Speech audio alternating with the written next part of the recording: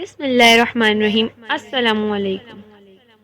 فرشتے زمین پر رہنے والے انسانوں کو دیکھ کر حیران ہوئے اور کہنے لگے، اے رب العالمین، ہم گناہ کے قریب بھی نہیں جاتے جبکہ یہ نوع انسانی گناہوں میں مبتلا ہیں۔ اگر ہم ان کی جگہ ہوتے تو کبھی آپ کی نافرمانی نہ کرتے۔ اللہ نے فرمایا، انسانوں کو غصہ اور شہوت دی گئی ہے، اگر یہ چیزیں آپ کو دی جائیں آپ بھی اسی طرح گناہوں میں شامل ہوگے، لیکن فرشتوں نے کہا ہم ایسا ہرگز نہیں کریں گے۔ اس لیے اللہ کے حکم سے فرشتوں نے ایک گروہ میں سے دو بہترین اور فرمانبردار فرشتوں کا انتخاب کیا جن کا نام ہاروت اور ماروت تھا۔ اللہ تعالیٰ نے انہیں ان دو فرشتوں میں انسانی فطرت اور شہوت شامل کر کے دنیا میں بھیجا۔ وہ خوبصورت انسانوں کی شکل میں بابل کے شہر میں آئے اور جج کے عہدے پر تعینات ہوئے، جہاں وہ لوگوں کے درمیان فیصلہ کرتے تھے۔ ایک دن ایک عورت اپنا مقدمہ لے کر ان کے پاس آئی اور کہنے لگی، اس کا شوہر اسے بہت پریشان کر رہا ہے۔ جب ہاروت اور ماروت نے اس عورت کو دیکھا تو اس کے حسن و جمال سے مسحور ہوئے اور اس سے پیار کر گئے۔ وہ اس عورت کے ساتھ زنا کرنا چاہتے تھے، تو عورت نے ان سے کہا میں صرف تمہاری خواہش ایک شرط پر پوری کروں گی، جب تم کسی بت کی پوجا کرو گے، شراب پیو گے اور میرے شوہر کو قتل کرو گے۔ ہاروت اور ماروت شراب پینے کو معمولی گناہ سمجھتے تھے، نشے کی حالت میں گناہ کیا، دو گناہ کبیرہ کر گئے۔ اس عورت نے آسمان پر چڑھنے کا عمل بھی اس سے سیکھا جس سے وہ آسمان پر جاتے تھے۔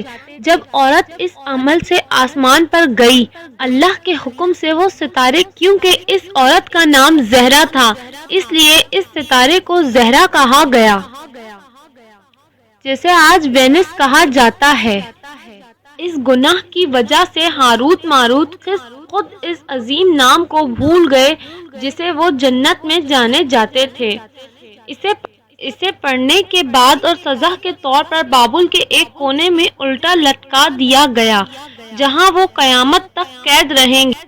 یہ اسرائیلی روایت ہے جسے مفسرین نے رد کیا ہے، جسے امام ابن کثیر اور فخر الدین رازی کو فرضی یا من گھڑت قصہ، لیکن امام سیوطی جیسے علماء اس روایت کو صحیح مانتے ہیں۔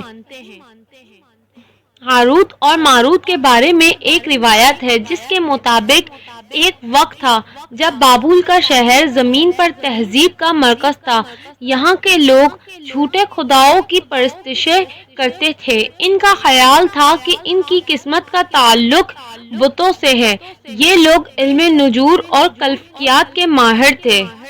وہ ستاروں کی بھی پوجا کرتے تھے۔ یہ لوگ جادو اور سفیلی کو بہت اہمیت دیتے تھے اور اس علم کے ذریعے معاشرے میں فساد پھیلاتے تھے۔ ان میں بہت سے بڑے جادوگر تھے۔ ان کی تاریخی کتابوں میں ہر جگہ جادو اور سفلی نظر آتے تھے۔ ان کا جادو دور دور تک مشہور تھا۔ مختصر یہ کہ اس شہر کا باسی ہونا جادوگر ہونے کی علامت تھا۔ حضرت سلیمان علیہ السلام کے زمانے میں جب حضرت سلیمان نے ان لوگوں کو اس شرک سے روکا اور ان کی کتابیں جمع کی، جادو ایک جگہ پر انہیں اپنی عظیم کرسی کے نیچے مدفن کر دیا تاکہ اس شرارتی علم کا قلع کیا جا سکے۔ جب سلیمان علیہ السلام کی وفات ہوئی تو شیطان نے یہ کتابیں دوبارہ نکال لیں اور لوگوں کو بتایا کہ سلیمان علیہ السلام نبی نہیں تھے، لیکن وہ ان کتابوں کے ذریعے حکومت کرتے تھے۔ تو ہوا میں اڑ کر جنوں کو قابو کر لیا، اور سلیمان علیہ السلام کی غیر معمولی قوت حقیقت میں کوئی معجزہ نہیں تھی بلکہ ایک جادو اور تقریب تھا۔ بنی اسرائیل اس کے پیچھے چل کر ان کتابوں کو دوبارہ پڑھنا شروع کیا تو یہ دلچسپ علم ایک بار پھر قوم میں سرایت کر گیا۔ اللہ تعالی نے سورہ بقرہ میں سلیمان علیہ السلام پر الزام کے خلاف فرمایا، اور انہوں نے اس کی پیروی کی جو شیاطین سلیمان کے دور میں پڑھتے تھے، اور سلیمان نے کفر نہیں کیا لیکن شیاطین نے کفر کیا۔ لوگوں کو جادو سکھانا، اور یہ بھی کہ بابل شہر میں ہاروت اور ماروت پر کیا ظاہر ہوتا تھا۔ دو فرشتے اتارے گئے اور انہوں نے کسی کو تعلیم نہیں دی، یہاں تک کہ یہ کہنے لگے ہم تو آزمائش ہیں، اگر تم اس کے لیے ہو تو کافر نہ بنو۔ چنانچہ ہم جادو کا یہ علم بابل میں عام ہوا اور لوگوں کے لیے پریشانی کا سبب بن گیا۔ اللہ تعالیٰ نے انسانوں کو جادو کے عناصر سکھانے کے لیے دو فرشتے انسانی شکل میں بھیجے اور اسے کیسے منسوخ کیا جائے تاکہ وہ جادوگروں سے آزاد ہو جائیں۔ لیکن یہ تعلیمات بھی ہو سکتی ہیں، غلط مقاصد کے لیے استعمال ہونے والی بدعنوانیوں اور برائی سے محفوظ رہ سکتے ہیں۔ حالانکہ دو فرشتے لوگوں کو ڈراتے اور صاف صاف کہہ دیتے تھے، ان کے لیے یہ آپ کے لیے ایک امتحان ہے۔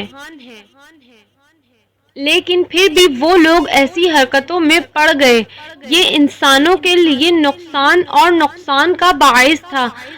بعض عربی کہانیوں میں اس کنویں کا ذکر بھی ملتا ہے جہاں بہت سے لوگ پہنچے اور ہاروت اور ماروت سے مل کر جادو کا علم سیکھا، جبکہ بعض مورخین کا کہنا ہے عراق کے شہر ہیلا کے قریب ایک کھنڈار میں ایک قدیم کنواں موجود جہاں سے بل کا بورڈ ہوا کرتا تھا کہ چاہے اس کنویں کو باغی قرار دیا جائے۔